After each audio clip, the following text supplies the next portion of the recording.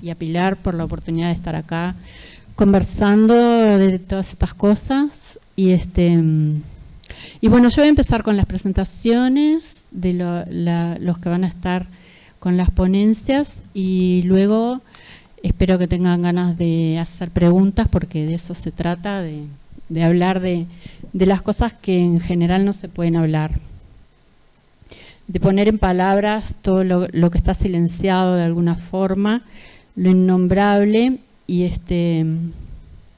hay por ahí un texto que dice que lo indecible en primera generación se transforma en un innombrable en la segunda y en un impensable en la tercera. Y bueno, esa es la violencia que han sufrido los descendientes de los pueblos originarios. Acá les voy a presentar a nuestras dos primeras ponentes, que son Virginia Acosta y Mónica Michelena, aunque el orden lo tenía distinto. Virginia Acosta D'Agostino es bióloga egresada de la Facultad de Ciencias de la UDELAR. Ha recorrido desde la fisiología celular hasta la bioquímica de los alimentos. Se acerca a la obra de sus amigos artistas a través de la percepción y de las ciencias. Y Mónica Michelena es miembro fundadora del Consejo de la Nación Charrúa y nos cuenta que a los 18 años dio un salto al vacío y eligió que su ascendencia charrúa iba a transformarse en un motivo de lucha colectiva por el reconocimiento indígena justo en el país sin indios. Bueno, les doy la palabra a ustedes y adelante. Voy a hacer un acercamiento al micrófono, ustedes dirán si se escucha o no, va a ser difícil no tocarlo. Primero los agradecimientos, ¿no?, a Teresa por invitarme e integrar no solamente la mesa de comensales, como dice Teresa, sino integrar la muestra de tomar la palabra y poner en evidencia y reflexionar sobre la identidad. Yo voy a tomar una frase que dice la invitación del Centro Cultural Español, que me parece que va a ser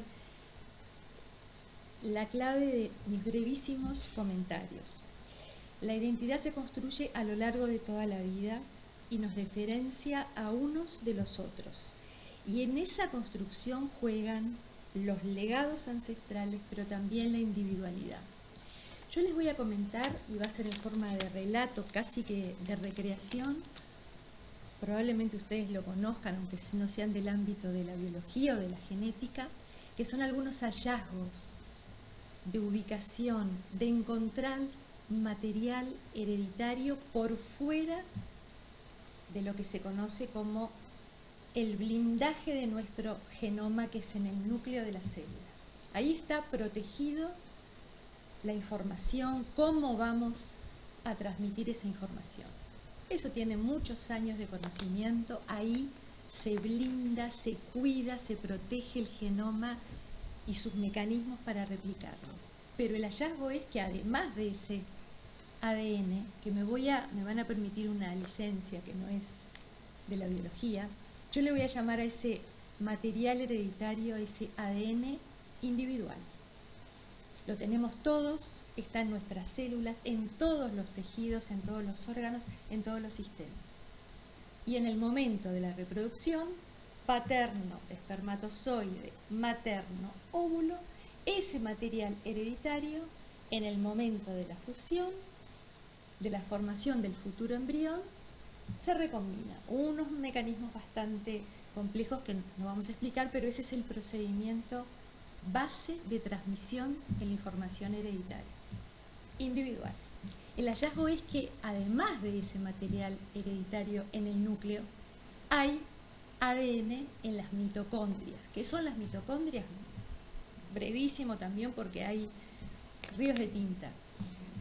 Son organelos adentro de nuestras células, de todas nuestras células, de todos nuestros tejidos, encargadas de proveer energía a las células por mecanismos complejos, aeróbicos, anaeróbicos. Mitocondrias que están en todas nuestras células, también en las células reproductoras. paterno espermatozoide, materno óvulo. Ese material hereditario, ADN mitocondrial, ahora viene el hallazgo. No el descubrimiento que exista, sino que nosotros que portamos ese genoma revelador que nos indica que la humanidad, lo voy a leer porque esto está referenciado y quien quiera las referencias están linkeadas, por supuesto que son investigaciones del mundo de la ciencia, no mías ni mucho menos, estoy recreando ese conocimiento. Ese ADN mitocondrial se descubre a partir de un fragmento óseo de una mujer de posible raza negra y esas muestras de ADN de la mitocondria confirman que nuestro primer ancestro es una Eva mitocondrial, una mujer, proveniente de algunas regiones de África, que después se vuelven a encontrar otros grupos y se hace todo un seguimiento de esas poblaciones, pero ese es el ADN mitocondrial encontrado, que yo me voy a tomar la licencia de decirle ADN ancestral. Así como al otro, el del núcleo, le digo, individual, este va a ser el ancestral. Este va a ser el que, en la construcción de la identidad individual, va a recorrer el camino de nuestros ancestros. ¿Y qué ancestros? La línea materna. ¿Por qué? Se los explico rápidamente, brevemente, porque esto va a tener un corolario con una obra de Teresa que la habrán visto abajo, que es El ñandú come cosas brillantes. El ADN mitocondrial está en todas nuestras células, otra vez, espermatozoide, óvulo. Solo que en el momento de unir espermatozoide y óvulo, el óvulo, célula enorme, con una cantidad de mitocondrias, espermatozoide, no sé si se acuerdan, lo recordamos, la forma, cabeza, cuello y una cola que le permite nadar a velocidades impresionantes para encontrarse con el óvulo. Quien provee la energía para que ese espermatozoide se mueva y llegue hasta el óvulo son las mitocondrias, como les decía hace un ratito, proveedoras de energía para todas nuestras células del cuerpo. Pero en el momento que se encuentran y que se produce la fertilización, lo único que penetra al óvulo es la cabeza, donde está el núcleo, ADN individual. Todas las mitocondrias paternas quedan fuera, estaban en la cola que les permitía el movimiento, llegar al óvulo y fecundar. Por lo tanto, el nuevo ser, el cigoto, el embrión, solo va a tener las mitocondrias ¿de quién? De la madre, la línea materna, así por los siglos de los siglos. Segundo hallazgo. Primer hallazgo, existencia de ADN, de información genética por fuera del núcleo. Mucho más pequeña que el ADN individual, mucho más pequeña, razón de 3 millones en el ADN nuclear, 16.000 bases en el ADN mitocondrial. Pero hay información que todavía no está codificada, que está en estudio. Y segundo hallazgo, solo por la línea materna. Así el cigoto, el embrión, sea hombre o mujer, macho o hembra, la información mitocondrial viene solo por el linaje materno. Tercer hallazgo y último hallazgo. Ese ADN mitocondrial es idéntico, no se recombina. ¿Se acuerda que comentamos al inicio? Nosotros somos individuales, no somos idénticos a nuestros padres, aunque recibimos ADN del padre, ADN de la madre, pero recombinamos y somos individuos diferentes. El ADN mitocondrial ancestral no recombina. Y si no recombina, sigue a lo largo de la historia idéntico. Solo en alguna oportunidad que hubiese puntualmente una mutación. Pero miren qué 3 hallazgos para determinar linaje materno y para determinar o pensar, por lo menos, quizás no en formato determinista, que podemos estudiar la evolución de la humanidad con otro catalejo, con otro foco. Aunque esas bases no codifiquen la mayor parte de nuestros caracteres, el ADN mitocondrial ancestral de línea materna codifica. Y codifica cosas que todavía no están ni resueltas ni puestas en el papel. Entonces, para no extenderme más, Teresa muestra en el video de Eñandú come cosas brillantes un relato de su abuela, un acercamiento, un recorrido de parajes, de geografías que eran los parajes de su abuela, pero que en realidad Teresa no los conocía. Hay algo que me dice en ese recorrido de parajes, de lugares, de cuentos, de aguas, de monte. La abuela de Teresa era de Córdoba, ¿verdad? En 1900. Hay algo que me dice, esa información que Teresa ahora puede recrear a través de un video, de ir y filmar ese lugar, está quizás en el ADN mitocondrial, en la EVA mitocondrial, en algún lugar que todavía no podemos codificar, pero que existe, que tiene una base biológica, que son las bases que conforman el ADN. De modo que un salto al pasado en esta antigua femenina, la EVA mitocondrial encontrada en restos óseos en África, revela que la mujer sigue transmitiendo y que esa transmisión puede ubicarse posiblemente hace 200.000 años. En nuestro caso, porque estamos analizando solamente a los humanos, no estoy hablando de ningún mamífero, a excepción de los seres humanos, la mujer es la verdadera depositaria y guardiana genética de la especie, lo cual la designa como una madre para todos los seres humanos. Hasta ahí nomás. Gracias, Vicky. ¿Bajo? No, todavía no queda. Muy bueno, quedé ahí prendada de la clase que nos brindó Virginia. Ahora entendí muchísimas más cosas. Muchas gracias por tu didáctica, tu forma tan, no sé, tan simple y que llevaste algo tan complicado a algo tan simple. Gracias. Bueno, yo les voy a hablar desde otro punto de vista, que no es la genética, sino que es más bien lo que tiene que ver con las descendencias y como a veces uno es por parte de madre, yo desciendo por parte de madre, pero lo que sabemos en mi familia es que el padre de mi madre era que era el hijo de un charrúa, o sea, mi bisabuelo era charrúa.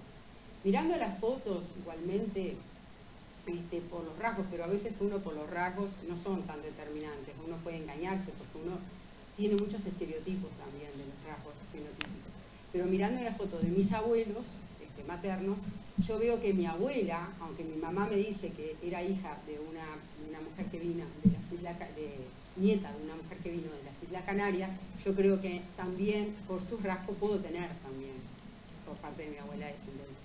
Pero no es el caso, sé que por parte de mi abuelo sí tengo descendencia. Y lamentablemente, como acá la historia es muy particular y a la vez muy igual al resto de América, Uruguay, a veces creemos que Uruguay es la excepción, que somos excepcionales en todo, hasta con el coronavirus, y no lo somos tanto. A veces uno, cuando viaja, encuentra, yo tuve la oportunidad de estar en muchas comunidades indígenas, con bastantes hermanos de muchos pueblos. Cuando llegué en el 2004 a Tierra del Fuego, ahí me topé con los Selknam y también con los tehuelches, que había un encuentro indígena, y ahí me di cuenta que la historia de los tehuelches, y también de los Selknam, pero más de los tehuelches, muy similar a la nuestra, muy similar. Fue un pueblo considerado extinto, como los Selknam también, y al igual que los charrúas y muchos otros pueblos. Y que un pueblo que tuvo permanencia, al igual que nosotros, y que hoy se lo reconoce en Argentina, el Estado argentino los reconoce como pueblo preexistente. Pero acá es otra historia en ese sentido en relación al Estado uruguayo. Ustedes, como todos sabrán, aquí tuvimos como pueblo Nación Charrúa, vivimos en una región, o sea, ocupábamos toda una vasta región donde nos movíamos por circunstancias históricas, tanto de este lado del río como del otro lado, y también en Río Grande do Sul. Entonces, el tema fue que aquí cuando en 1831, luego de jurada la Constitución de la República, el nacimiento de la República, en los inicios de la formación del Estado-Nación, se produce el genocidio de Salsipuedes. En realidad, genocidio de Salsipuedes le decimos, pero en realidad fue una serie de matanzas.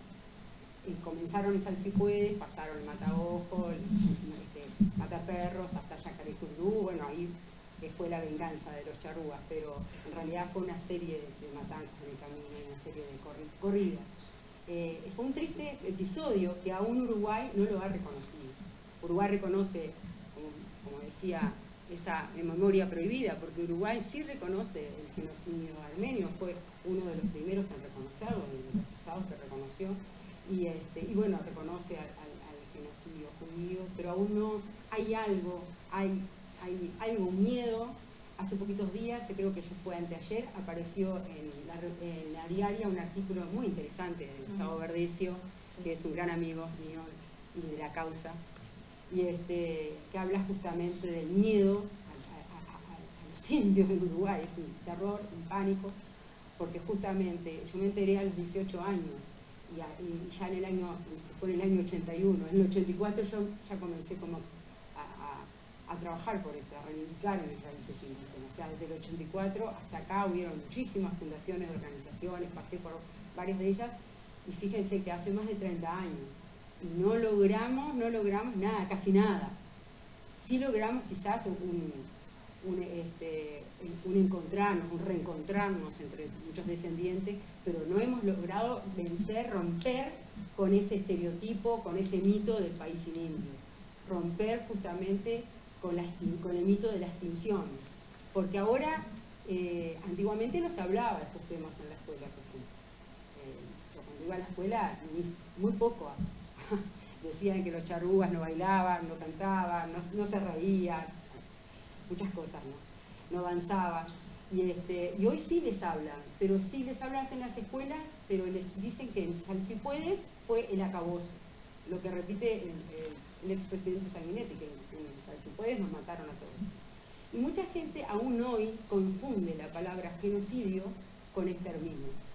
Igualmente, no sé qué es raro, porque uno dice genocidio armenio, genocidio judío, y a nadie se le ocurre pensar que ya no hay judíos y que ya no hay armenios. Pero uno dice genocidio charrúa, los exterminaron ahí.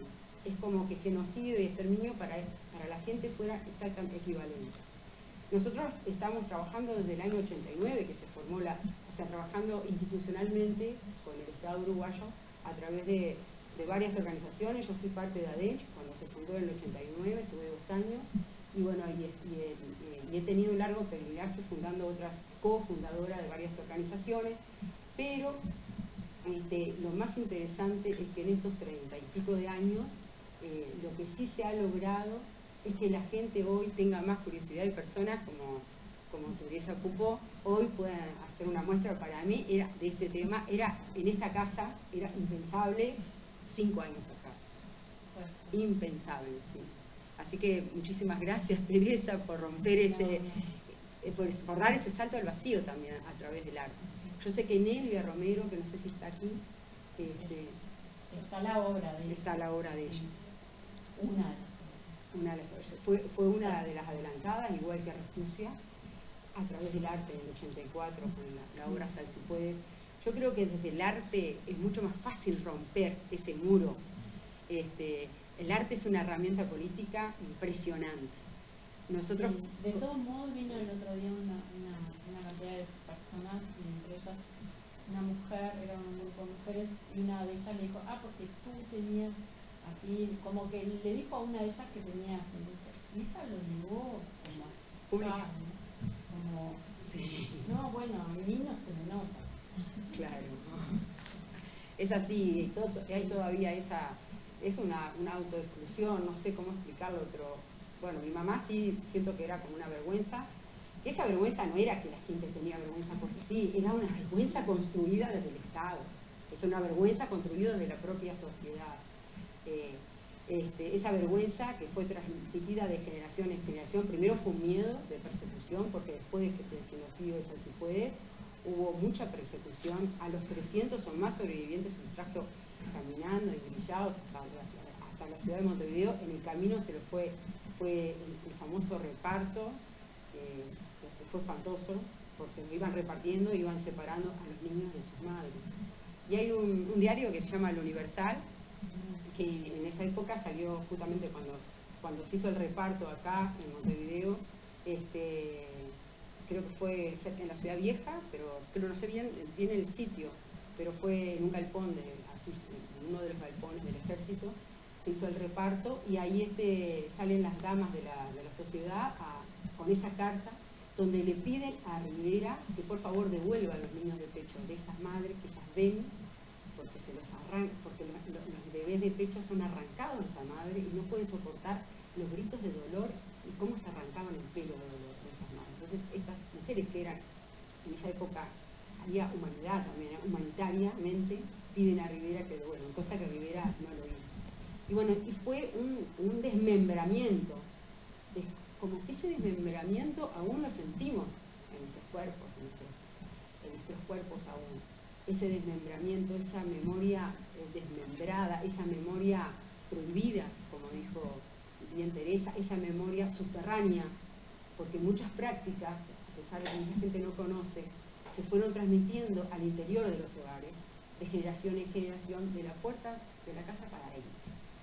Y la mayoría de las veces sin decir esto es guaraní o esto es charrúa. Es como que ahí la memoria indígena se juntó y nosotros hoy sí decimos, bueno, decimos que es charrúa porque mi abuela charrúa lo practicaba. Porque lamentablemente hay muchísima descendencia guaraní, pero no hay no hay una reivindicación todavía desde esa población de origen guaraní. El tema de la memoria también es como que a veces esas memorias se saltean generaciones. Es como que a veces es tan grande el silencio, tan grande ese silencio impuesto del propio Estado, porque hasta José Pedro Varela, que a uno le parece que fue un adelantado, en muchos aspectos yo creo que sí, pero en otros no, porque justamente en esa época, después de Sal Si Puede, desde mediados hasta finales del siglo XIX, imperó una manera de, ¿cómo se dice?, una teoría, una manera de pensar que fue la dicotomía entre salvajismo y barbarie, como salvajismo, y civilización versus barbarie, que fue la misma filosofía que llevó a Roca al genocidio en la Patagonia, ¿verdad?, contra nuestros hermanos mapuches, tehuelches, pampas, querolíes. Esa misma filosofía es la que imperaba en la época, y todo lo que se oponía a la civilización era considerado bárbaro, salvaje, de una ignorancia contra lo oculto, que vendría a ser lo europeo. Entonces Varela lo que hace es prohibir, o sea, llevar las escuelas a todos los puntos del país. Hay fotos maravillosas de escuelas, por ejemplo hay una foto de la escuela del Rincón de la Aldea, de un poblado por indígenas, donde ahí los niños todos son indígenas. La foto está cortadito el pelo, parece una misión de cuando uno ve, yo qué sé, las misiones, ¿no?, jesuitas, ¿no?, o en Tierra del Fuego, donde los llevaban a los Elman, les cortaban el pelo, y lo mismo, con sus trajes blancos, ¿no?, y todos cortaditos con el cepillito, todos de la misma forma. Aparecen fotos de Canadá, de Estados Unidos, es lo mismo, acá pasó exactamente igual. Ese sacar los niños de los hogares, llevarlos a la escuela pública y ahí sacarles su cultura, sacarles su cosmovisión, sus costumbres, esas costumbres que había, por ejemplo, de curar, todavía creencias en la luna. Cada vez que nace un niño nosotros nos presentamos hasta el día de hoy a la luna llena, para que ese niño crezca fuerte y sanito. Creemos mucho en la luna. La luna es la que nos va a guiar a cada uno de nuestros pasos. Y cuando nosotros tenemos un familiar enfermo o tenemos algún problema muy fuerte, le conversamos, le pedimos a la luna. Y la luna muchas veces nos otorga lo que le pedimos, nos escucha. Antiguamente se decía rezaba a la luna. A mí no me gusta mucho esa palabra porque es totalmente cristiana, ¿no? Pero decía, mi abuela le rezaba a la luna. O se sentaba bajo el árbol a lo largo de una noche y le rezaba muchos relatos. Esos fragmentos de memoria hoy los estamos recogiendo del Consejo de la Nación Charrúa. Tenemos un programa que se llama Escuela Intercultural Charrúa Itinerante, que es un programa interno del CONACHA, de formación interna, donde una de las, vendría a ser de los talleres que damos y de los objetivos es justamente a través de este programa rescatar, encontrarnos los descendientes, los charrúas actuales, nos sentamos en círculo y vamos rememorando, cada uno va contando su historia familiar. Es muy fuerte y es muy sanadora a la vez, a veces muy fuerte, a veces terminamos llorando todos, porque hay mucho dolor en esa familia. En esas familias siempre hay algo fuerte, hay violencias muy grandes intrafamiliares, hay hasta asesinatos, feminicidios muy fuertes. Y esos restos de violencia, el que provoca esa violencia es el genocidio, ese desmembramiento, ese saber de dónde vengo, ese andar en la ciudad, por ejemplo, de las mujeres cristianas charrúas que trajeron de Salsipuedes, donde se las podía ver borrachas, prostituyéndose, pidiendo dinero, mendigando. Y hubo un grupo de mujeres que se quiso escapar también de la ciudad de Montevideo, fue apresada y vuelta. Esas mujeres que quedaron ahí, Bullinusa, por ejemplo, que fue una de las 4 sobrevivientes de la masacre de Salsipuedes, que tenía un hijo acá, mucha gente no sabe, ella dejó un hijo acá de 8 años, que nació a orillas del Río Negro. Bullinusa es un símbolo, pero no es la única. Los 4 charrúas llevados a Francia no son los últimos charrúas. Hasta el día de hoy empiezan a aparecer descendientes que tienen las historias vivas, memorias vivas. Y es emocionante cuando uno se encuentra. Hace poco tiempo apareció en Bascuadé, que es mi comunidad, un descendiente de Oleguares Juárez, que es un charrúa que aparece en una publicación del diario El Popular. Este señor me había mandado, el descendiente, que vive en el cerro, una foto de una publicación de su bisabuelo, toda así comida por los ratones. Y bueno, hicimos una gestión en la biblioteca y logramos tener la publicación. Él conoció a su bisabuelo. Y este señor fue muy estudiado por los antropólogos de esa época, que no existía la carrera, pero eran gente que le gustaba, que muchas veces era también muy formada, no eran antropólogos, pero oficiaba como antropólogo. Y bueno, y Olegario había sido uno de los descendientes, un hombre que luchó con Aparicio, por ejemplo. Entonces, muchas historias. Por ejemplo, hace más o menos 5 años aparece la historia de Lucía Castillo, que es su descendiente, que es Perla. Perla Moreno aparece en la ciudad de Vergara, se comunica conmigo y me dice: yo soy descendiente de una niña que fue entregada después de Salsipuedes, de una de las niñas del reparto.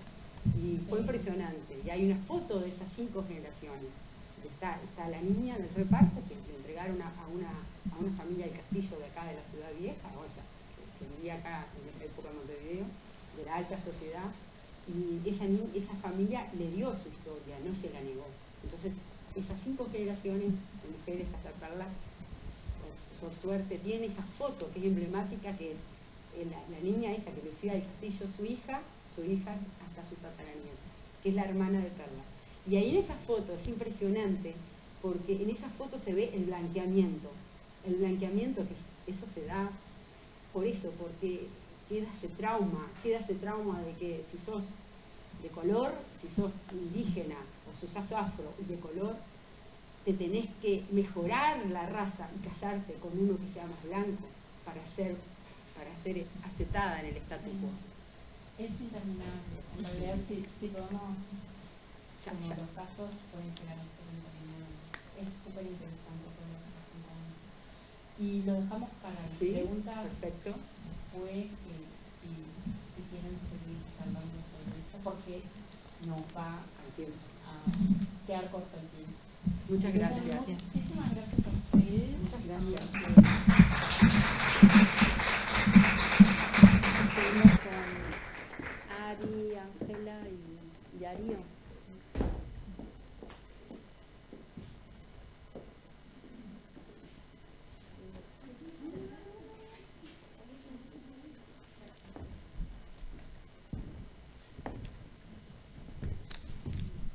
Yo los voy presentando. Ángela López Ruiz, es magíster en Ciencias Humanas, opción Estudios Latinoamericanos. Va a hablar de El hijo de una mala madre, refiriéndose a la visión blanca occidental y a la violencia epistémica que se ejerce desde el canon hegemónico. Te doy la palabra a vos y después los presento a ellos. Entonces, ¿querés ayudar? Bueno, puedo seguir presentándolos. Bueno, no, ya está, ya tomé impulso. Bueno, qué compromiso estar acá hablando de esto, sobre todo, bueno, con las grandes exponentes, con les grandes exponentes sobre estos temas.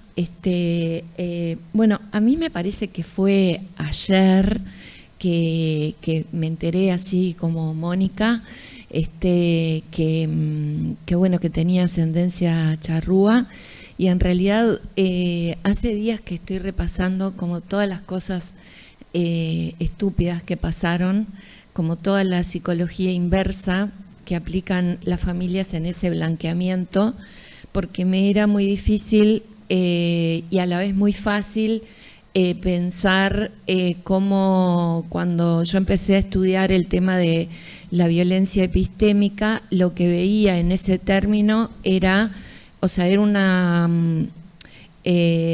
cuestión política, poscolonialista, decolonialista, pero yo en realidad lo veía como algo que pasaba todos los domingos en la casa de mi abuela, ¿no? O en mí misma, y en mí misma también como artista, y lo hablamos 1000 veces con Tere, con Piti, bueno.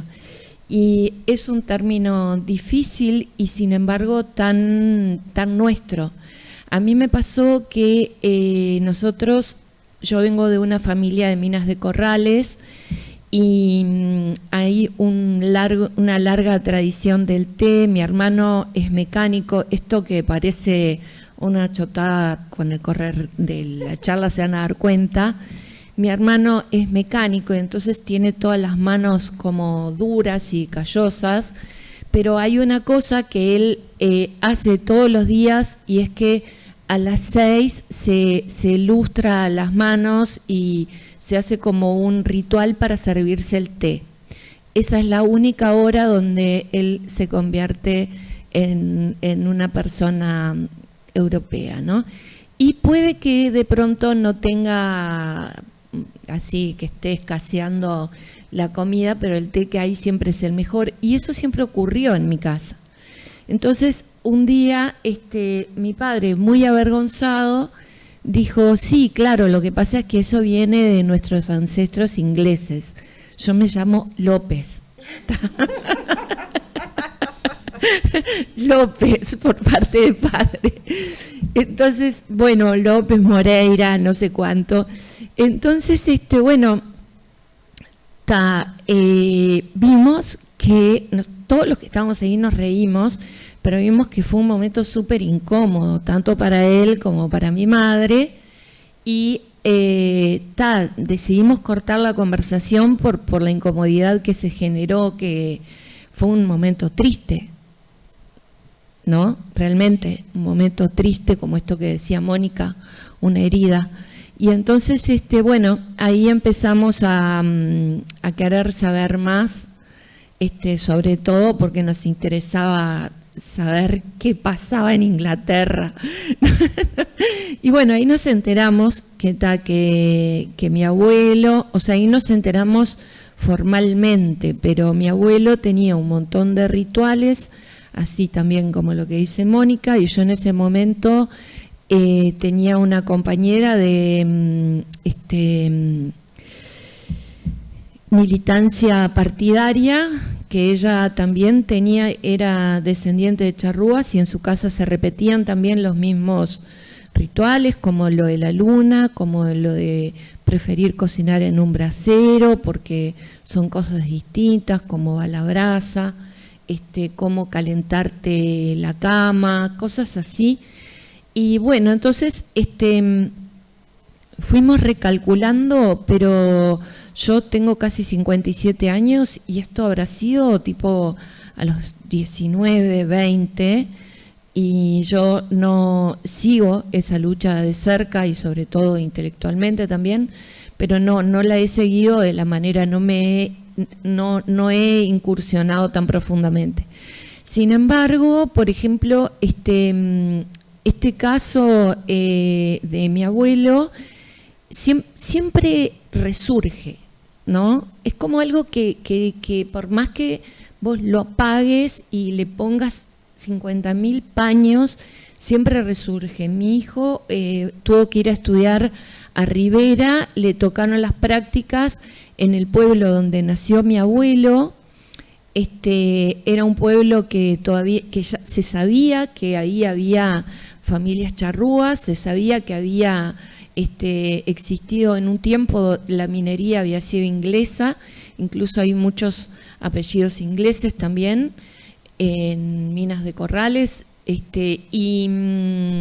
bueno, entonces fue mi hijo el que se empezó a relacionar con eso, y un día que empezaron las lluvias y no teníamos nada que hacer, dijimos, bueno, vamos a ir a ver la partida de nacimiento. Y bueno, y ahí encontramos, no hace mucho tampoco, eran 5 o 6 años, encontramos la partida de nacimiento y el choque también, la ficción de los apellidos y el choque de los nombres, porque en definitiva esa india no tenía un apellido.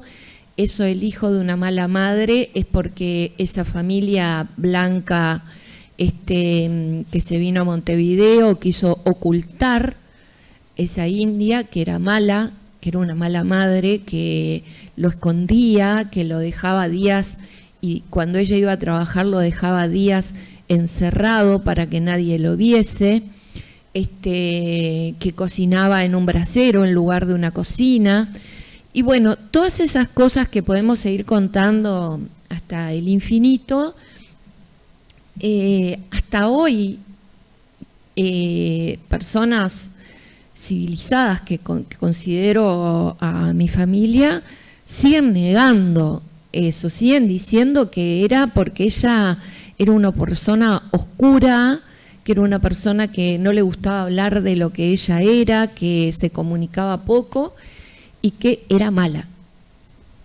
O sea, entonces que no se reía, y cuando vos decís, pero ¿y qué era? Y bueno, era india. Eso es como el resultado de. Y vuelvo a insistir en esto de personas, teorías civilizadas, porque no estoy hablando de personas que hayan querido esconder todo eso de una manera sangrienta ni oscura. ¿En qué tiene que ver, o por lo menos para mí, fue muy difícil hacer la conexión, por eso lo dije al principio, es que no quería pensar y me vi como todos estos días pensando en qué tiene que ver lo de la violencia epistémica, un término que parece bastante pretencioso con todo esto. Y bueno, tiene que ver con mucha cosa, sobre todo porque, bueno, una vez cuando Silvia Rivera presentó el libro, hablábamos justo con Mónica de ese país sin indios como una episteme que nos define el discurso fundacional del Estado-Nación uruguayo, ¿no? Y ese discurso también va definiendo al afecto. Es decir, eso no ocurre solamente en un texto de historia o en lo que aprendemos, ocurre también en lo afectivo, ¿no? Esa negación es una negación profunda que se va haciendo carne, ¿no? Ese dolor que bien explicaba Mónica. Entonces, bueno, yo tomé varios textos donde hablan de violencia epistémica. Voy a ser brevísima, no es todo esto. De Quijano, que dice: la mayor parte de los teóricos ocupados en el análisis de la violencia epistémica ejercía en el ámbito latinoamericano coinciden en situar el origen de la situación en la modernidad, época en la que aparece el Estado como garante de la organización racional de la vida humana.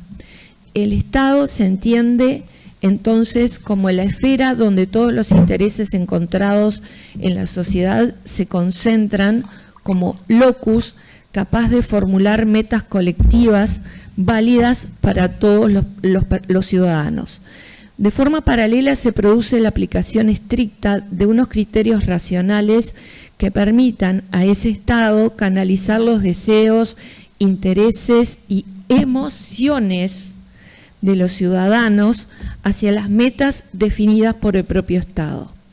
El Estado no solamente adquiere el monopolio de la violencia, sino que además hace uso de ella para dirigir racionalmente las actividades con los ciudadanos conforme a criterios establecidos científicamente de antemano.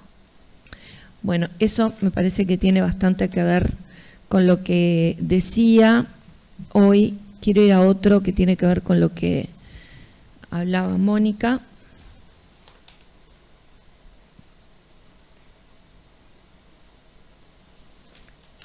Un segundo.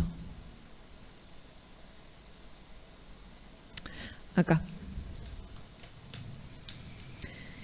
Este es de una socióloga joven que se llama Genara Pulido y dice: la violencia epistémica es una manifestación tan vieja como la humanidad. Presenta múltiples manifestaciones en el ámbito privado y público. Perdón, pero me da justo la luz así como en la vida individual, interpersonal y colectiva.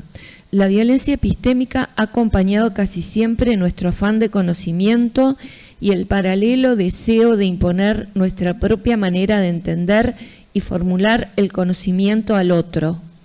Lo que decía Mónica también de las escuelas, ¿no? La violencia epistémica de la que voy a hablar aquí es un fenómeno moderno que empieza con la colonización y se perpetúa con la descolonización de los antiguos imperios, al tiempo que se reformula con nuevas formas de neocolonialismo e imperialismo. Hace poco fuimos con un proyecto a Río Negro, ¿no?, a hacer un trabajo a Fraiventos, cerca de la planta de UPM, y era increíble como ya la cuestión no era entre el pasado, entre lo que hubo, si hubieron indígenas o no, sino que era lo importante que era aprender finlandés y lo integrado que estaba el idioma finlandés en la ciudad de Fraiventos, hasta pedir cosas en el almacén. Entonces, en realidad, el estudio que a mí me interesó en su momento de violencia epistémica era el borramiento de las lenguas madres, ¿no? Eso de haber tenido un abuelo directamente descendiente de indígenas y no saber ni una palabra, no saber ni siquiera cómo se llamaba su madre. La estamos buscando, estamos seriamente buscando cómo se llamaba su madre.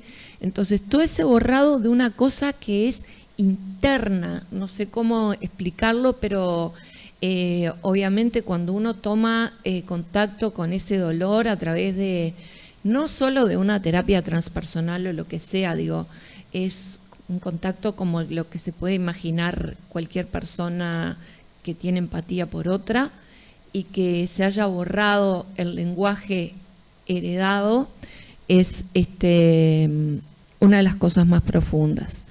Bueno, tenía otro por acá, no me quiero extender, pero sí quiero decir porque me parece, yo estudié un tiempo en la Facultad de Humanidades y era el que me producía más odio. Dice: detrás de los silenciamientos, la violencia epistémica juega su rol como forma, ya me entendí lo que me pasaba, No veía nada.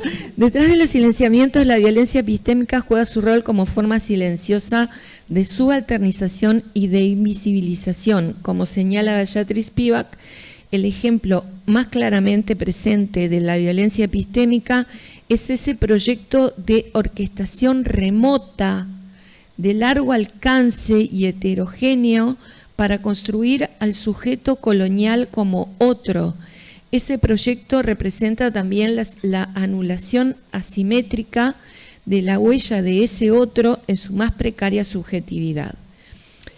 Esto me impacta un montón porque Gayatri Spivak, si bien se refiere a la herencia colonial inglesa, en la India, es increíble el colonialismo inglés.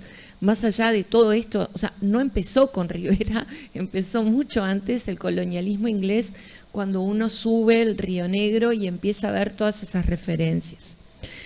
Bueno, sigo. La invisibilización que de esta violencia se desprende puede ir desde formas que implican la alteración, el ninguneo, la subestimación de una experiencia. Para el caso de los pueblos indios o indígenas, los rituales ancestrales folclorizados son un claro ejemplo. Bueno, yo me acuerdo cuando Renzo Pi dijo, por ejemplo, refiriéndose a los charrúas, bueno, perdón Darío que sos antropólogo, pero esto, ya sé que no estabas de acuerdo con eso, pero somos en esencia los antropólogos. Renzo Pi salió diciendo en La República, en un artículo enorme, que todas las personas que pensaban que defendían los charrúas tendrían que cortarse una falange del dedo cada vez que se moría un familiar, porque eso era lo que hacían. No sé, Mónica, si tú te acordás de ese artículo. Bueno, entonces, esto, la violencia epistémica pone como una especial énfasis en el anulamiento de ese tipo de rituales. Y bueno, formas más explícitas de negación o anulación de sistemas de significación, subjetivación y representación de la vida cotidiana de individuos o grupos, como son el exterminio, el secuestro, la destrucción de formas concretas de registro y de memoria colectiva. ¿Por qué me llamó la atención? Porque esa palabra remoto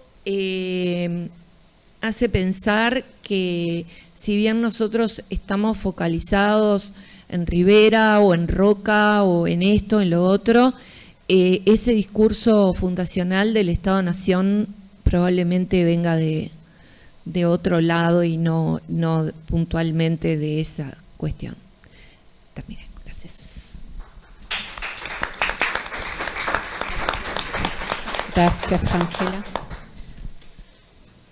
Bueno, toca el turno a Darío. Darío Arce Asenjo es antropólogo y nos va a hablar sobre memoria, historia e indigenismo en Uruguay. Bien. Muchas gracias. Voy a intentar hablar así. No sé si me escuchan todos. ¿Ya los podemos tocar? Sí. Es un privilegio. Bueno, bien. Vamos a... Bien. Bueno, ahora sí. Bueno, en primer lugar, muchas gracias, Teresa, por la invitación. Muchas gracias a todos por interesarse en estos temas, porque no son temas que efectivamente no siempre son considerados. Por darles un ejemplo, y para que sepan también, con Mónica nos conocemos de hace ya unos cuantos años, y algo que ella repite muchas veces, pero es algo que sigue siendo el caso. Hubieron 3 tesis doctorales sobre estos temas vinculados a lo indígena en Uruguay. Las 3 fueron hechas fuera del país. Una en Brasil, la de José Bassini, otra en Suiza, la de Andrea Olivera, y la mía que fue hecha en Francia, en París.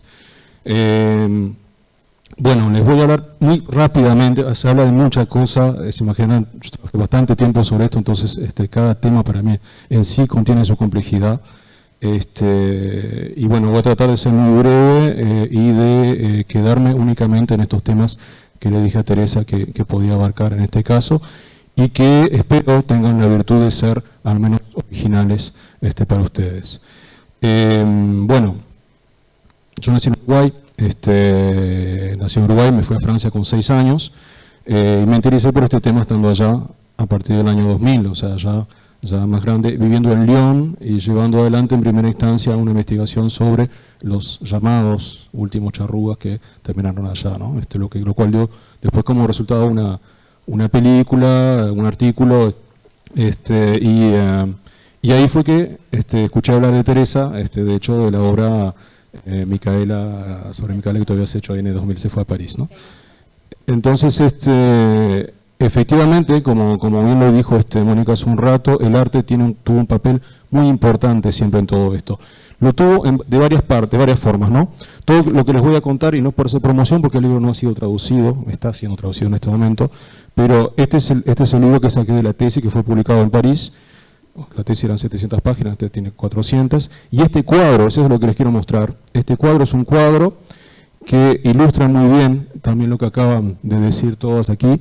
Es un cuadro en el cual vemos, se llama, te lo paso, Resurgir de la Patria, y en el cual ahí ven como un artista conocido, cierto que no se puede pasar, perdón, me olvido de esas cosas, pero bueno, nos muestra un cuadro en el cual este cuadro nos está mostrando cómo el Uruguay se concibe efectivamente como un país sin indios. Ahora ese Uruguay es un Uruguay que se va a construir a partir de fines del siglo XIX, de la misma manera que el indio charrúa va a cobrar un cierto papel dentro de la historia del Uruguay, dentro de la historia de las representaciones del Uruguay, y también Artigas en ese momento. Pero no voy a entrar en esos detalles.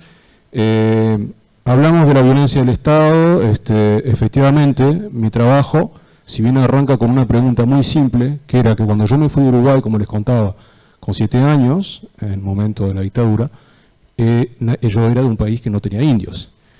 Cuando vuelvo, conozco a Dench, veo gente de otras asociaciones, que era india también, que estaban investigando esos temas. Entonces digo, ¿cómo puede ser que aparezcan indios, que surjan indios así, cuando no lo sabían, ¿no? Y ahí empecé a investigar, con un enfoque a su vez histórico, tratar de ver qué es lo que había como estudios a nivel de archivos, pero también arqueológicos, etcétera, y antropológico, yendo a conversar con descendientes, tanto en los grupos de reivindicación indígena, que los hubo y los sigue habiendo, algunos muy diversos, que tuvieron también toda una historia. De hecho, al día de hoy, en el mismo trabajo mío, lo que hago es mostrar esa historia, ¿no? Que es muy interesante porque muestra también la diversidad que puede haber dentro de todo esto. Y bueno, de a poquito llegué a algunas pistas de reflexión. Una de ellas vincula, que diría, la historia y la memoria, la relación entre historia y memoria. Y lo hablabas hace un rato también, el vínculo que va a existir y el paralelismo que va a existir entre las historias de familia, la transmisión que se va a hacer dentro de las familias, en relación a la ascendencia oculta, en este caso en lo que me interesaba a mí, indígena, ¿no? Y la historia dicha oficial, es decir, la historia de los manuales escolares en las cuales hay eventos que van a desaparecer. Uno de ellos que va a desaparecer durante más de 50 años es Salsipuedes. Y van a haber otros más. Ahora, esto no se detiene allí, ¿no? Es decir, que ese paralelismo, en las entrevistas, yo me encontraba cuando uno desgraba, para que quieran hacer antropología seria, les voy a desmotivar un poco, uno tiene que lógicamente desgrabar absolutamente todo lo que hace. En mi caso fueron más de 170 horas de grabación, lo que me llevó unos cuantos meses, porque ahí es que uno se da cuenta que en los errores cometidos a veces, en los lapsus que son cometidos, en la forma de decir las cosas, eso va cobrando otro sentido, ¿no? Y yo encontré muchas confusiones de épocas, muchos anacronismos, muchas relaciones y muchas relaciones simbólicas que se venían a mostrar después entre periodos, como vimos en una obra que está aquí arriba, entre los momentos de los albores, diría, de la nación uruguaya, o tal como se la quiere imaginar dentro de esa construcción que se va a dar a cabo en el siglo XIX, y el periodo de la historia llamada reciente, es decir, de la dictadura. Estamos hablando de puentes simbólicos, estamos hablando de desaparecidos, estamos hablando de secreto, estamos hablando de personas que en gran parte estaban involucradas dentro de esos grupos de reivindicación indígena y también a la vez tenían una visión particular desde el punto de vista político y una visión particular y un rol que habían jugado dentro de esa historia reciente. Entonces, esto, más allá de ser una casualidad, tiene mucho que ver con un paralelismo que yo al final llamé resonancia. La resonancia es un poco como, es un fenómeno físico. Si ustedes agarran una guitarra y le hacen, en la cuerda le hacen tocar en cierto traste un sonido, va a hacer vibrar a la otra sin que haya un contacto directamente. Bueno, ese fenómeno de resonancia se llama resonancia simpática, que es un hermoso nombre. Es algo que observé en mi trabajo entre lo que se llama la memoria episódica, es decir, esa memoria de lo que uno vivió en su vida, y la memoria semántica, es decir, esa memoria adquirida a través del saber de las cosas. Y esto es algo que iba a encontrar varias veces, y de eso es que les quería hablar. O sea, hay muchas otras cosas que pude encontrar en mi trabajo. Empecé por interesarme en mi propia familia. Yo tengo ascendencia indígena, no solamente por el lado uruguayo, por el lado chileno también. Pero en este caso, la investigación que hice me llevó a un secreto de familia. Me llevó a lo que tú hablabas, me llevó a una situación de violencia. El Uruguay carga con una gran violencia en el pasado de las familias. Y aún hoy es un tema espeso, diría, ¿no? Es un tema muy difícil de abarcar. Y fue lo que encontré, o sea, lo que en francés llaman un cadáver, un cadáver en el ropero, ¿no? Me encontré con eso. Y me encontré que todo lo que era otro, lo que era indígena, lo que era afro, lo que era, estaba asociado con eso de cierta manera y encerrado dentro de una caja, pero que eso se venía a transmitir. Como bien lo dijo Teresa, tú utilizabas otra fórmula. Yo parto de un trabajo de Ametur, que son psicólogos que hablan de la corteza y el núcleo. Es decir, que un mismo evento se va a transmitir solamente la corteza y ya no el núcleo. Pero esa corteza es tremendo porque esa corteza después es un receptáculo y por lo tanto permite a otras cosas más terribles de aparecer. Por lo tanto la violencia se va repitiendo generación tras generación. Bueno, me voy a detener por acá porque no quiero, como todos los demás, monopolizar la palabra. Les agradezco por su atención y es un placer estar con todos ustedes.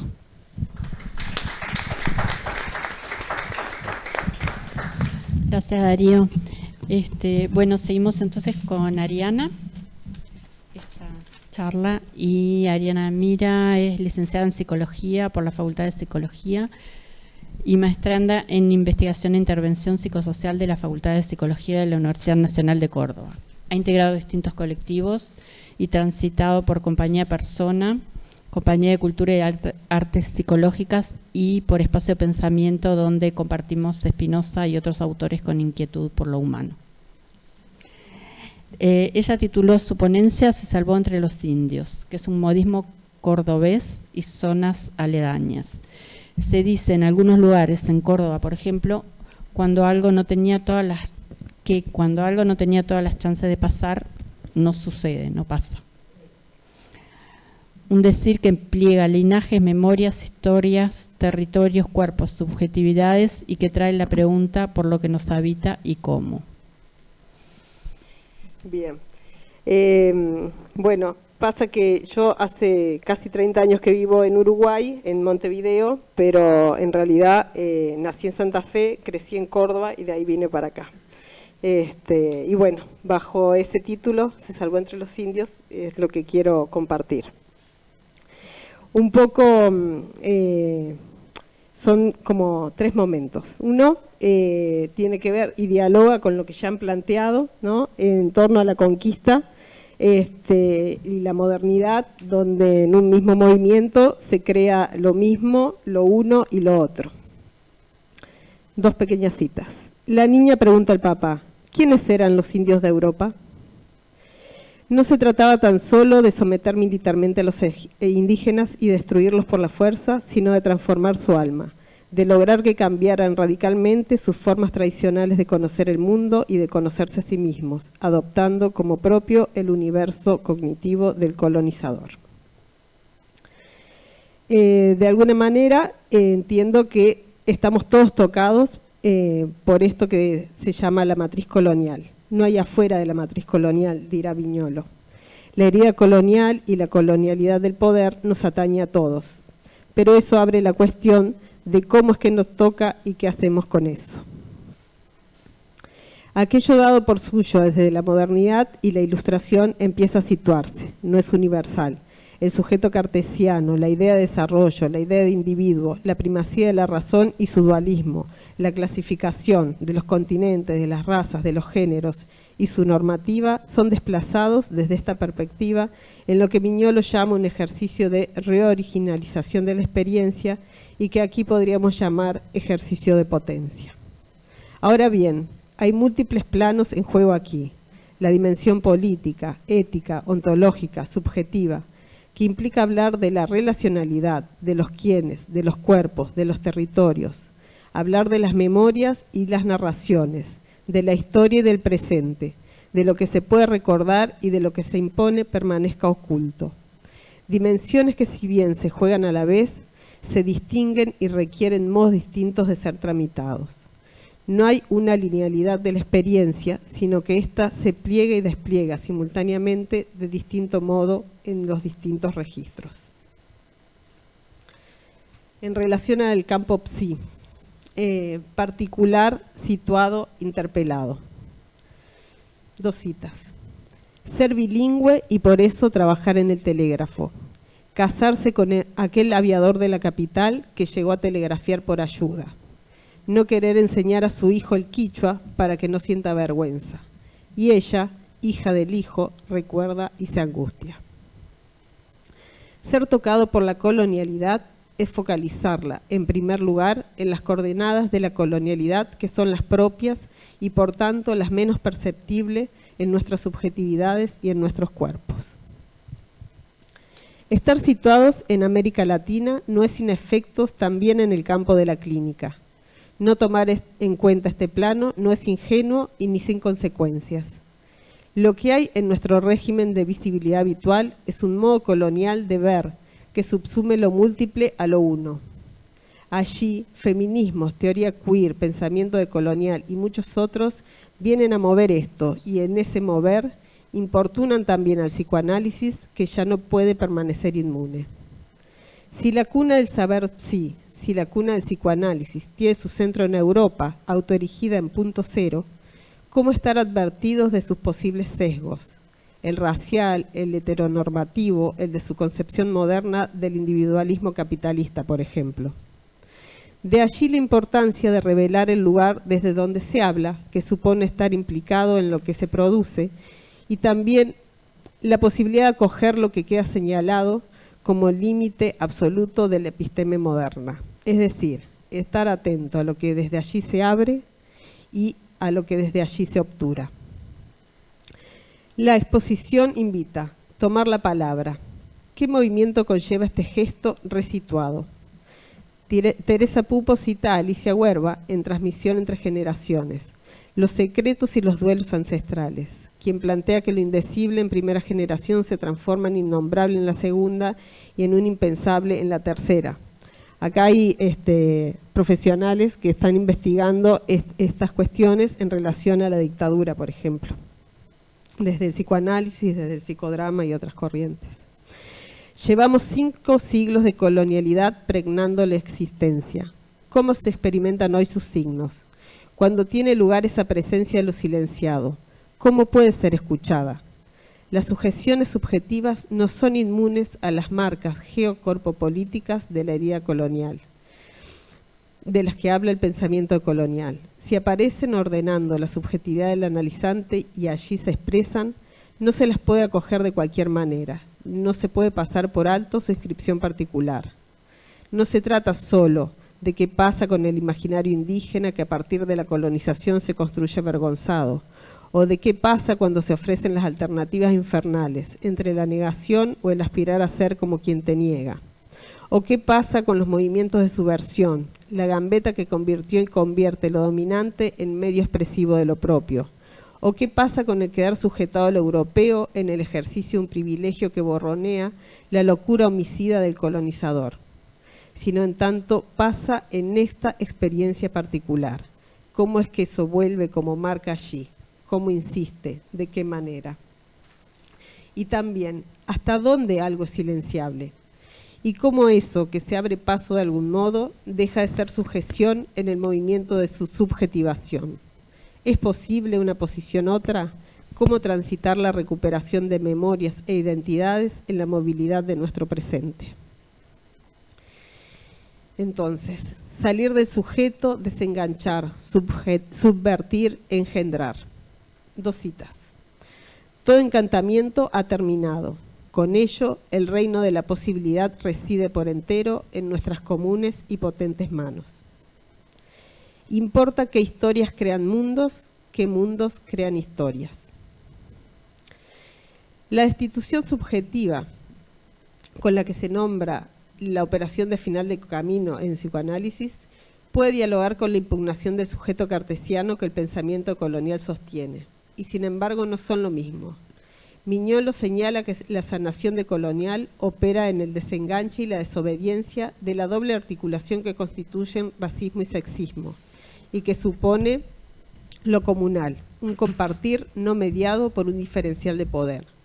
En tanto, atravesar un análisis posibilita salir del mandato de goce, encontrándose con las miserias del gran otro, y en ese movimiento afrontar la posibilidad de apostar a su propio deseo, creando en un cierto desamparo.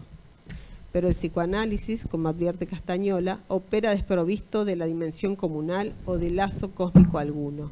No propone ningún bien, ningún modo particular de reconstrucción, con la pregunta que ello trae acerca de si esto no implica una cierta sumisión al ordenamiento occidental capitalista.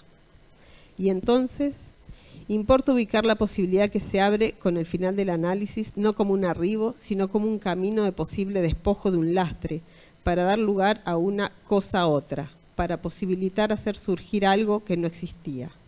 Ya no se trata ni de la trascendencia de las opresiones ni de la trascendencia de la liberación. Se trata de la existencia y los modos de comprenderla. Nosotros entramos en el plano también, pero ya no como testigos, víctimas o profetas. Se trata de cambiar nuestra relación con aquello que hace límite, con la impotencia. Cómo hacer derivar de este límite el despliegue de lo que somos capaces. A cada quien le corresponde encontrar la manera de aventurarse al desamparo. Ese ya no partir del sujeto, el pensar la cuestión del lazo, la comunalidad, la relacionalidad que no se agota en el modo humano. Aventurarse en la creación de campos de vida, engendrar nuevos posibles. Entonces, parafraseando a Haraway, se trata de seguir con el problema. Implica, como recoge Sibeki de los zapatistas, ya no intentar cambiar el mundo con la dosis de totalitarismo que ello conlleva, sino construir uno nuevo con quienes estén allí para hacerlo. Entonces, de nuevo, ¿cómo afrontar ese vérselas con el deseo y la experimentación que conlleva? Desenganchar, subvertir, salvarse entre los indios, abrir paso a las posibilidades de engendrar con otros modos del mundo, construir aquello que nombramos como común, configurar materialmente aquí y ahora otro modo de la existencia. Gracias.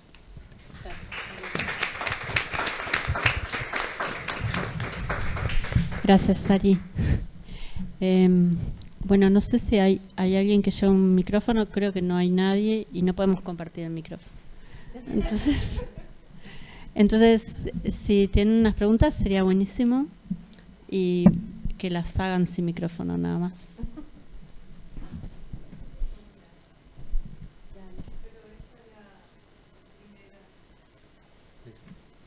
Sí, está bien. Sí.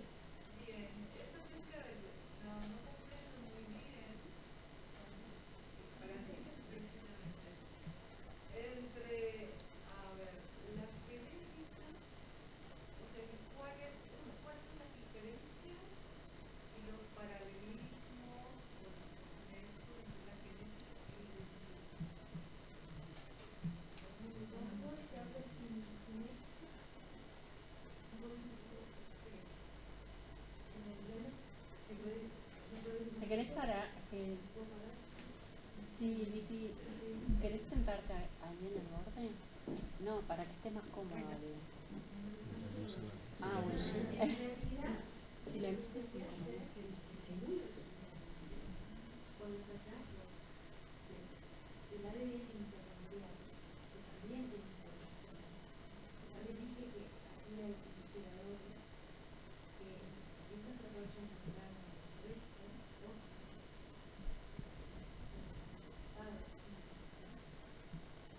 tienen mutaciones en ADN intermediario, ya respondo a tus datos más preguntas más básicas, y que esa mutación se repite en descendientes vivos de nuestros pasados.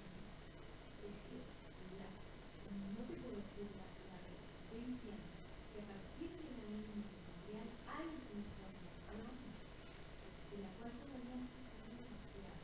Se sabe muchísimo del genoma, porque yo decía que cuando el núcleo está blindado de la información que nos identifica genéticamente lo que somos nosotros bajo sangre y de los caracteres que después lo cultural va a mover.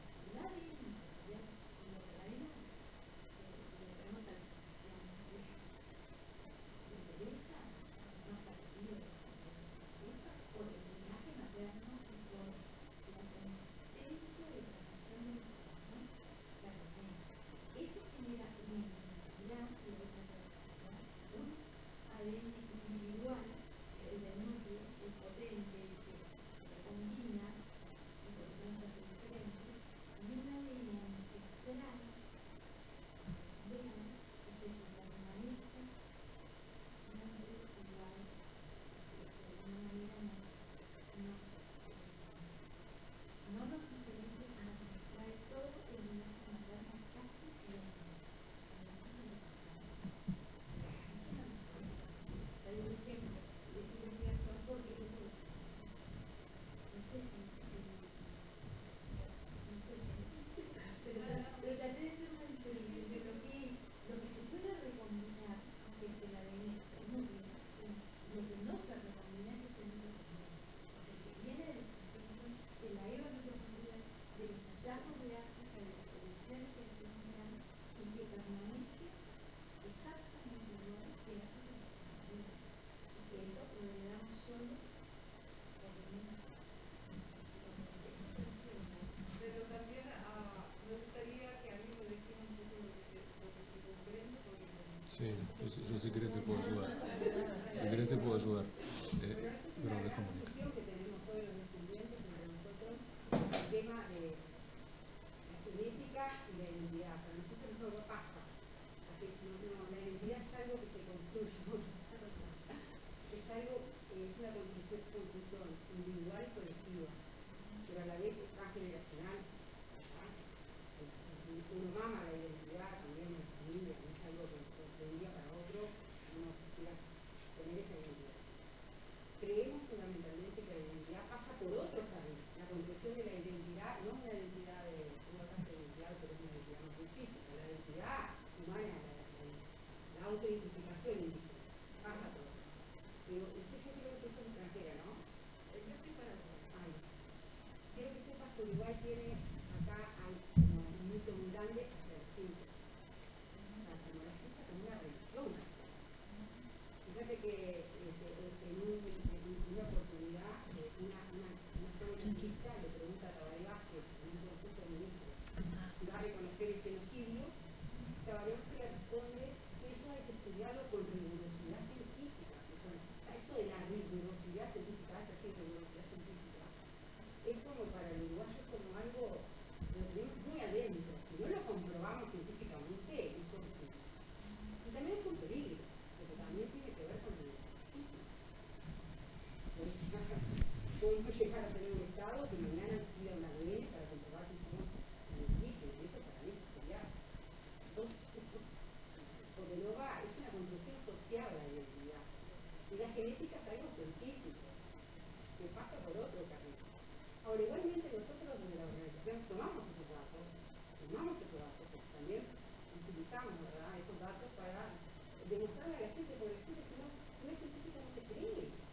Hay cantidad de descendientes, usted no sabe la cantidad, también el premio, me mandan las fotos de los abuelos, de los abuelos, y ellos mismos no pueden creer si son indígenas, o sea, quieren hacerse el ADN. Yo siempre les mando la facultad, porque pienso que también en la no me lo hizo porque considero que no es necesario. Pero hay gente que sabe todo, tiene memoria oral. Mis abuelos, pues yo quiero hacerme la ADN. ¿Por qué quería hacerte la ADN si tienes abuelo? Vos sabrés que yo. Y no sé cómo para comprobar, para que tener un carnet, que mañana yo, así me dicen, yo este carnet ante el Estado, me puedo comprobar científicamente que soy enfermera. Y eso también es una conclusión de la propia sociedad, que para mi gusto no deberíamos alimentar. Sí hablar con el chico está bueno, porque también pero de otro, no entreverado, la ciencia que pasa por otra. También hay personas quizás, me ha pasado, a mí me ha pasado con otras personas, que se ha ido de la ADN, y ha encontrado, en la otra parte, ¿no? Que también hay, ahí en esos casos posiblemente pueda ser. Y ha ido a hacerse el ADN, y ha encontrado, ni sabía, ni sospechaba que tiene una ascendencia, ni tenía ni idea de su familia. Hubo incluso un caso de un chico que me causó mucha gracia, porque él se fue a hacer el ADN a la facultad con Isabel Barreto, y él estaba convencido de que su abuela era guaraní, que él descendía de guaraní. Y es un chico que es vegetariano, está en la causa defiende los animales nativos, está muy comprometido con la defensa de la fauna, más bien de la fauna nativa. Y él cuando me dijo, le habían encontrado, incluso era del linaje de Bamaca Perú. Yo no lo había tomado como una actividad. Él lo había tomado como una decepción, fue increíble. Yo le hice una entrevista con un antropólogo argentino que una vez. Fue una decepción porque él quería ser guaraní. Eso es el tema de la identidad, ¿no? Él quería ser guaraní porque para él los guaraníes eran como, se identificaba más porque eran más agricultores, no eran tan cazadores, esos estereotipos también, pero los chorros también tenían una especie de los que no eran guaraní, también hacían una especie de institución, ahora está bien. Pero eso, la separación, que eran cazadores, nosotros no eran tan cazadores, entonces esa identificación. El tema pasa por, es muy complejo el tema de eso, no se puede decir, no lo puedo explicar fácilmente. Y es caso por caso, es familia por familia. Mónica, no, yo te quería decir que justamente esto que dice Spivak respecto al discurso fundacional del Estado-Nación en los países colonizados, dice que lo importante es imponer un modelo científico, un modelo europeo y que pone en riesgo todo el conocimiento, toda la cosmovisión que no concuerda con esos pasos que tiene el método científico. Yo traje eso de lo de las falanges porque, bueno, me dio en ese momento entre bronca y rabia y no sé qué. Pero esto que tú decís, incluso de lo de Tabaré, viene muchísimo antes. O sea, viene de cuando el caso tuyo, también cuando te encontraste con Mujica y te dijo que los que había acá eran guaraníes. Y bueno, o sea, todo eso es también esa violencia epistémica que va haciendo como este relato es mentira, esto no existe. Y eso también es doloroso, en el sentido, obviamente todo acto de violencia es para provocar dolor, pero ese silenciamiento, ya no hablo de eso de la quinta generación, ese silenciamiento en Uruguay es permanente que cuando hubo que pensar una obra referida a los pueblos originarios, no fue tan fácil, no fue tan así, hablo de la curaduría de Tere, porque tampoco hay tantísima gente que esté, lo puede decir Tere, capaz que sí. Eso, podés hablar un poco de eso, que no fue como hablar de otras cosas que todo el mundo está trabajando. Claro, hay artistas que trabajan desde lo arqueológico, que también son muy interesantes, digo, no era lo que buscaba con todo esto. Y hay gente que trabaja el tema indígena, pero bueno, como en todos los ámbitos sociales es algo que es tabú, que no se puede hablar de eso, que a la gente no le interesa hablar y que no quiere hablar. O sea, eso se ve en el video de las entrevistas, que no sé si lo vieron, que en general son lo que dicen los entrevistados casi siempre es lo mismo, ¿no? En mi casa no se hablaba de eso, nadie hablaba de eso, hay algunas que sí, no recuerdo cuál exactamente era, pero alguno en el de Juanma.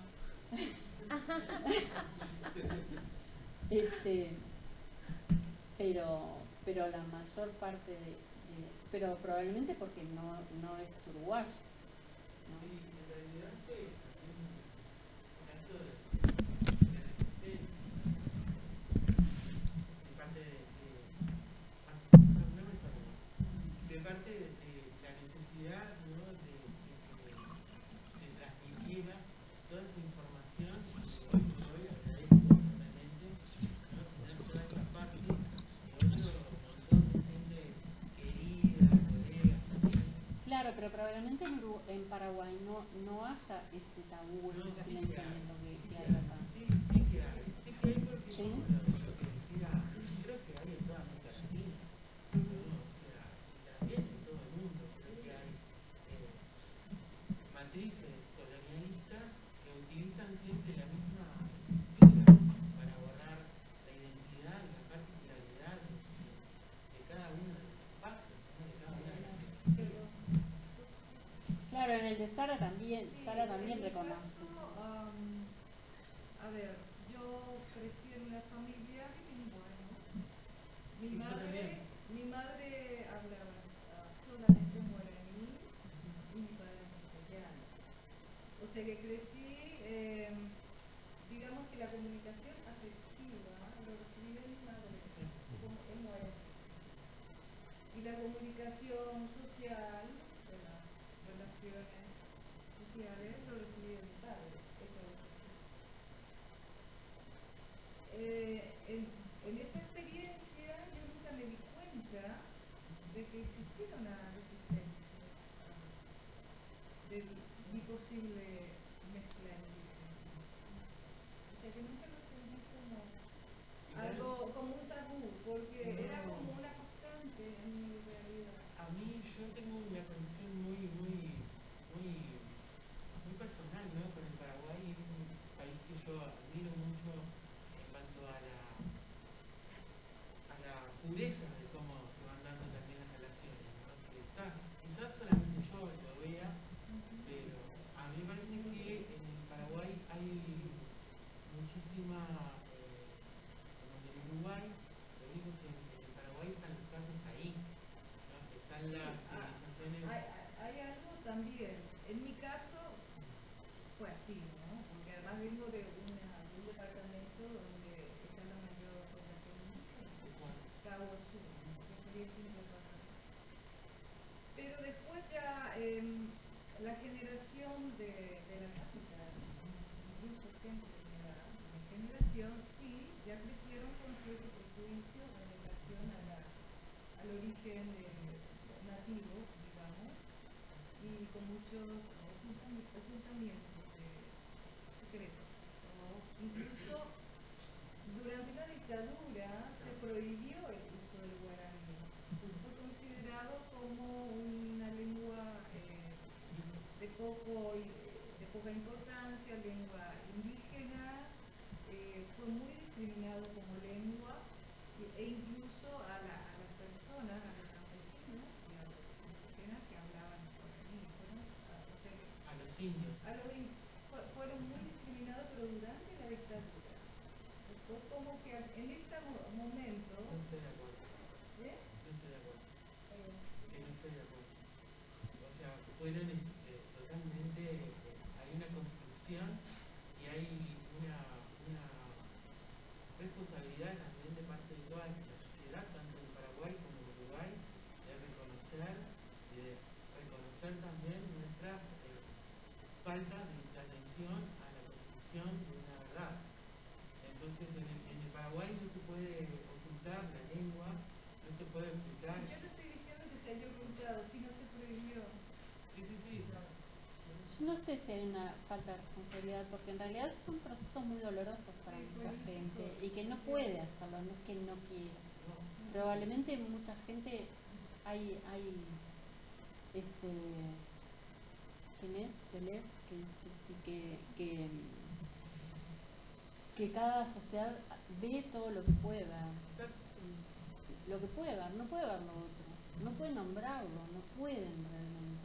Yo lo que pienso es que es un momento donde estamos conversando de todo esto, entonces también parece que es también una autocrítica personal, ¿no? No puedo hablar de otra cosa más que no sea de mi propia persona, hasta dónde nos interesa realmente y cuál es el objetivo en todo esto, ¿no? O sea, cuál es realmente el objetivo como persona de darnos cuenta cuál es la verdad y cuál es la mentira de cada cosa que está historiamente, ¿no?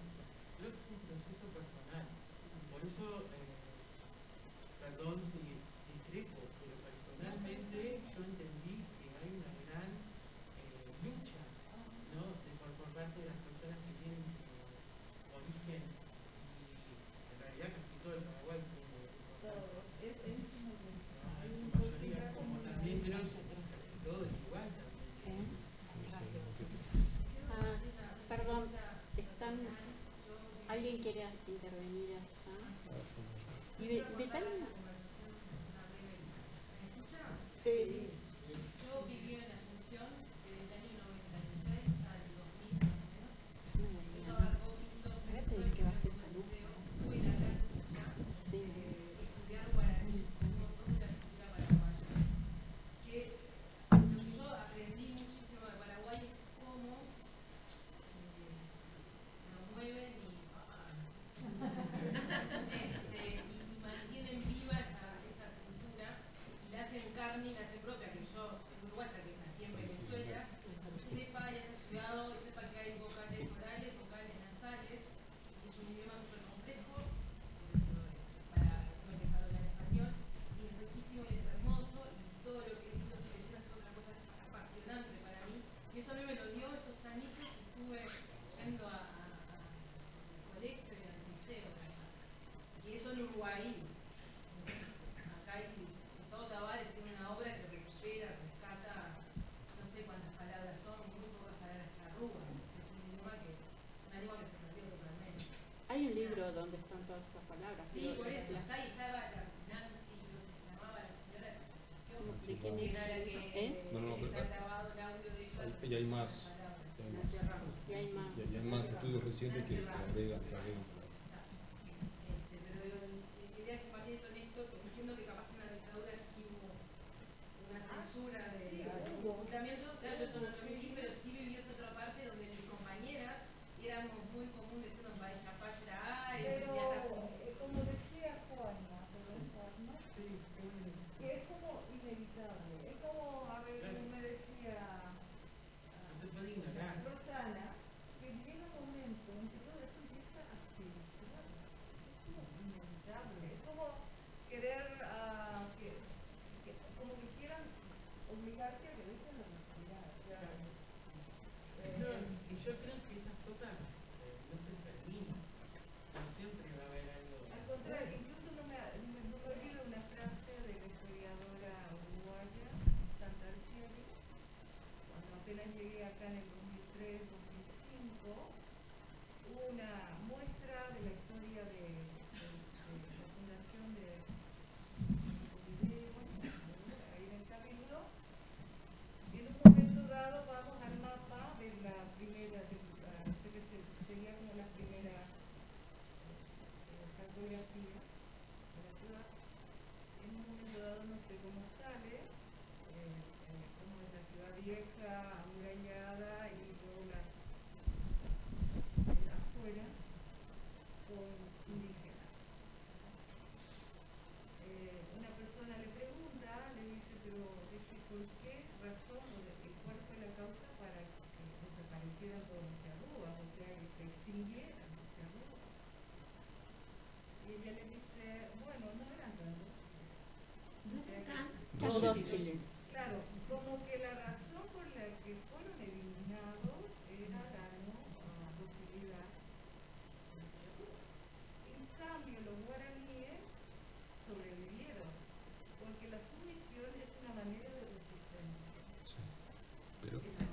yo voy a contestar sobre ese punto. Es un sistema ideológico que fue elaborado. Voy a tratar de ser muy sintético. La oposición entre guaraní y charrúa es una oposición fabricada desde la historia oficial y funciona como un sistema. ¿Para qué sirve un sistema ideológico? Es oponiendo A a B, lo cual nos impide ver que hay otras opciones. Y dentro de esa oposición, lograr hacer que uno se represente el mundo de forma bipolar. Lo que pasa con los guaraníes y los charrúas, ¿por qué yo digo esto? No lo avanzo así de la nada, ¿no? Lo avanzo de los estudios que hice a nivel de historia, a nivel de los archivos, donde vemos que las misiones, y esos son trabajos recientes de Brice Bucherer y varios jóvenes que están trabajando en Argentina en particular, las misiones orientales, pero todas las misiones desde el principio recibieron no solamente indios después llamados misioneros, ¿no? Guaraníes, recibieron también charrúas, recibieron también quenoa, recibieron una cantidad enorme de etnias, ¿no? Y ahí volvemos a un tema del que estabas hablando hace un rato. Perdón, porque se hilvanan unos a los otros, ¿no? Puede tratar de guardar el hilo. Hablabas de la identidad. La identidad pasa por ese tema, por, digamos, esa acción que consiste en nombrar al otro. Nombrar al otro es dominarlo. Y en este caso, la historiografía uruguaya, durante mucho tiempo, y Mónica me es testigo que yo tuve algún que otro encontronazo con académicos acá por haber escrito sobre este tema, va a reducir la cantidad de indígenas y en particular oponer esa imagen de un guaraní dócil, evangelizado, sumiso, que se va a integrar y que se va como a desvanecer dentro de la campiña uruguaya en el siglo XIX y después no aparece nunca más. Qué extraño que tengamos tantos grupos de reivindicación, porque hubieron unos cuantos, si bien no tanta gente, pero sí muchos, y no hubo ninguno guaraní en Uruguay. No hubo ni uno. Charrúas, estamos hablando de 10 o 15 desde los años 90 a esta parte. No hubo ninguno guaraní. Y en todos los encuentros que hubieron, y que asistí a algunos, menos que tú, pero unos cuantos, sí, el pueblo charrúa de acá, y la gente que se recordaba, y siempre asociado a charrúa. ¿Por qué? Porque el guaraní no era lo mismo. ¿Quién se va a enorgullecer de un ancestro que fue un sumiso, que bueno, que se cayó la boca y quedó por ahí? Bueno, el mestizaje fue mucho más complejo y mucho más intenso a lo largo del tiempo. Fue mucho más intenso, empezando por un tema. ¿Por qué tantas mujeres? Porque los españoles y los europeos, en general portugueses y todo, que llegaron durante 3 siglos, venían en los barcos casi solo hombres. Hay barcos que ven una proporción de más de 1000 hombres y menos de 5 mujeres. Entonces, ¿qué pasaba? ¿Cuáles fueron las primeras generaciones criollas? Fueron todas generaciones mestizas, en las cuales no había una transmisión de la cultura, ¿no? Y eso es lo que queda después como rastro de violencia también.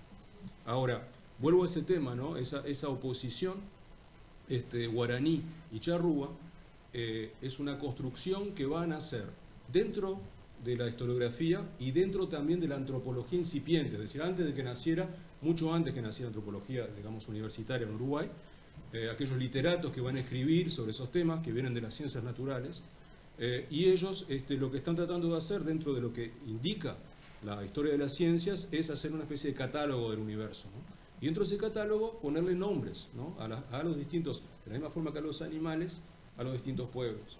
Entonces van a buscar cómo hacer para asociar un pueblo con un idioma y una región y un carácter moral, ¿no? Y ahí vamos al racismo y al racialismo y a todo eso que van a hacer también en esa época, ¿no? Fines del siglo XIX, o sea, a partir de mediados del siglo XIX, fines del siglo XIX. Entonces ese sistema va a funcionar durante un tiempo y va a permitir, por ejemplo, ustedes todos conocen el mito de Solís. Yo le llamo el asado originario, con muy mal gusto. Mi directora de tesis casi le da algo cuando le dije que quería ese título para narrar esa historia. Bueno, el mito de Solís, si bien podríamos hablar sobre su existencia o no, que bueno, está para mí casi demostrado que es falso, pero no importa, el mito de Solís tiene un coletazo muy importante. En primer lugar, sirvió para muchos, y que no quiero ser más hablarlo tampoco, pero sirvió para muchos investigadores para plantearse, para posicionarse dentro de la academia diciendo, eran guaraníes, no, eran charrúas, eran guaraníes. No podían ser charrúas porque los charrúas no eran antropófagos, porque la fuente X, ¿no? La carta de Luis Ramírez dice que ellos no comían carne humana. Bueno, entonces permitió eso por un lado, ¿no? Ese mito. Y ahora voy hacia otra cosa, si después lo dejo el tema planteado. Ese mismo mito, no es por nada que le llamo asado originario, que tiene que ver con el canibalismo, tiene que ver con otra cosa. En primer lugar, que les dejo pensar si el asado no es un rito canibalístico. Eso por un lado. Por otro lado, el hecho de que ese indio que supuestamente se comió al que venía, al europeo, hoy por hoy, sin embargo, cuando nos enojamos, como en toda América, o cuando perdemos los cabales, como dicen en España, se nos sale el indio. Mi pregunta es, ¿no será que fuimos nosotros que nos comimos ese indio y que está dentro nuestro? Y que esa es la representación que nosotros tenemos del indio y que por eso es que en Uruguay hablamos del interior, asimilando el espacio, ¿no?, terrestre, el territorio nacional a un cuerpo humano. Y eso tiene que ver con las representaciones, que es un poco lo que yo trabajo, ¿no? Pero bueno, ahí, con eso cierro. Bueno, mi bisabuela era IRP, mexicana, era jefa de IRP. Y yo, en los 2000, formé parte de un colectivo que se llamaba Sexy, que fuimos literalmente con en España, en la casa de Encendida. Entonces, sobre lo que hablas del mismo, ¿no? Nosotros propusimos hacer el primer programa de una novela que se llamaba Uruguay Maravilla. Entonces éramos 5 integrantes, entonces éramos indígenas que vivían en Uruguay, pero concretamente la visión es que unos indígenas con con un glamour,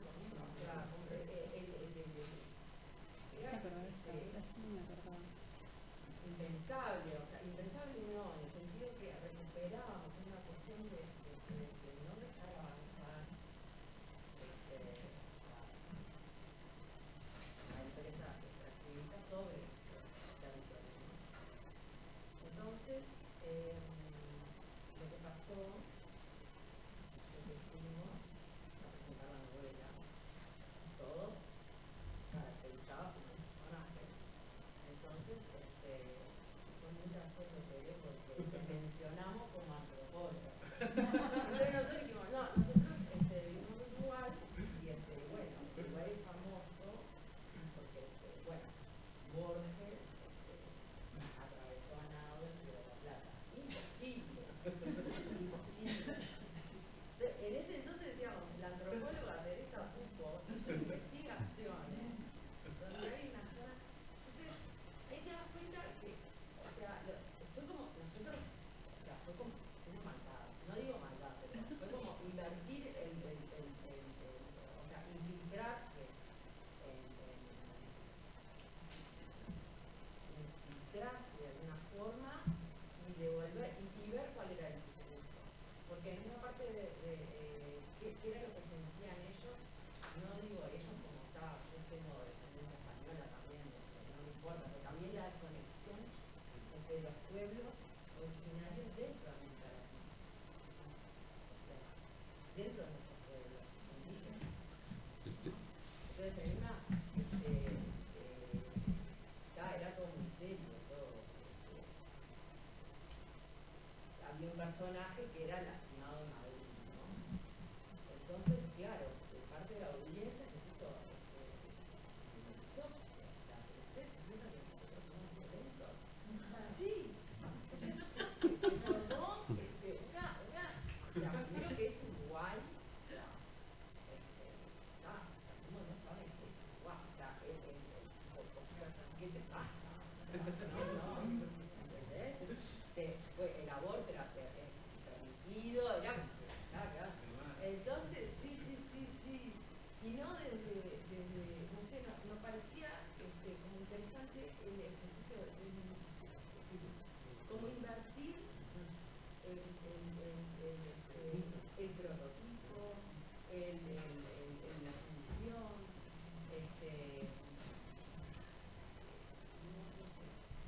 Yo hablaba de mito únicamente porque entiendo que es de los pocos, esa historia no está en los manuales escolares.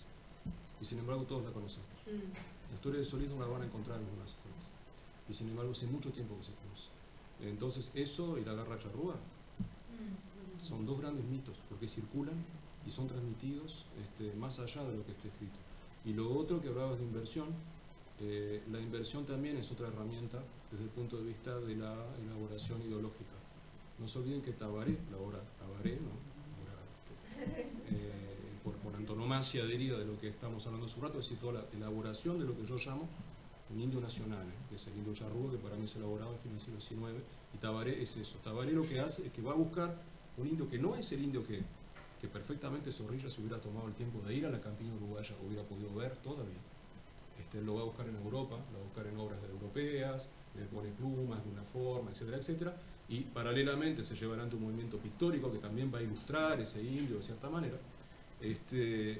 Bueno, Tabaré en un momento cuenta cómo los españoles se ven invadidos por los indios. Si lo piensan un poco, cuando lo leen no se dan cuenta de eso. Por el momento dice eso, nos invadieron los... Sí. Y porque la inversión funciona, siempre funciona. Y es otra arma ideológica que también lo van en la elaboración. Yo lo que intenté estudiar era cómo el Uruguay, a través de su relación al indio, construía su propia imagen. Cuál era el discurso que se construía, ¿no? Y en este caso ese era uno, es decir, utilizar la inversión. Otro que tienen de inversión es la nativa, que van a ver, si van al Blanes, por ejemplo, van a ver la cantidad de cuadros de nativas, mujeres españolas raptadas por los indios. Hace un rato les dije que la mayoría de los que venían eran hombres. Lo que pasó fue al revés, eran mujeres indias raptadas por los... Pero esa es otra manera, digamos, la inversión permite conservar la estructura, por lo tanto, funciona. Lamentablemente da para mucho, pero me están avisando que tenemos que cerrar. Dale. Gracias. Yo necesito decir gracias. Me pareció sumamente todo pero muy interesante lo que pasó. Ariana, me quedé con ganas como de algo más, pero también creo que el espacio terapéutico es un lugar donde ese tema bulle, porque el proceso de familia están en todos lados y están adentro nuestro. La verdad que así. Gracias por propiciar esta reunión y también gracias a los paraguayos, súper interesante también que se vaya para allá y que todo, no sé, todo lo que pasa es increíble. Sí. Gracias. Bueno, lo de las tesis, solo en el exterior también me dejó nada. Bueno, en fin, datos y datos, ¿no? Como, no sé, me da como un poco de responsabilidad también, ¿no?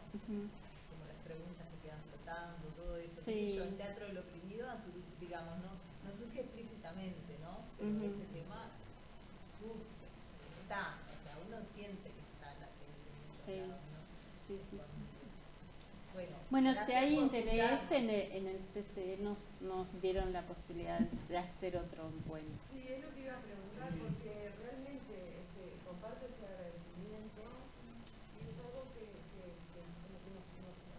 perdimos, bueno, ahí invierto, podemos hacer para ganar. Esto es un encuentro, y eso, si hay posibilidad de hacer otros encuentros, Sí, y organizamos. Qué lindo. Gracias a todos ustedes.